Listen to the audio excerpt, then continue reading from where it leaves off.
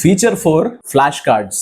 ఇది memory builder మీకు. కానీ వాట్ ఇట్ డస్, చాప్టర్ నుండి automatically question and answer flash cards generate చేస్తుంది. Number of cards, difficulty level, topic focus అన్ని customise చేసుకోవచ్చు.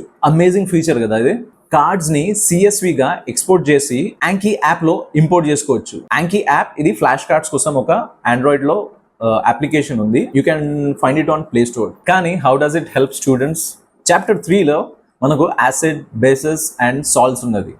ఆ చాప్టర్ లో ఏ ఇండికేటర్ ఏ సొల్యూషన్ లో ఏ కలర్ మారుతుందో తెలియక స్టూడెంట్స్ ఇక్కడ ఈజీలీ కన్ఫ్యూజ్ అవుతారు. దీనికోసం మనం 20 flash cards daily 5 minutes revise చేస్తే ఎఫెక్టివ్ మెమరీలో స్టే అవుతుంది. ఇది యాంకీ యాప్ లోకి ఎక్స్పోర్ట్ చేస్తే స్కూల్ బస్ లో కూడా రివైజ్ చేసుకోవచ్చు. దీనికోసం మనం ఇవ్వాల్సిన prompt, create 20 flash cards for chapter 3, that is acids, bases and salts.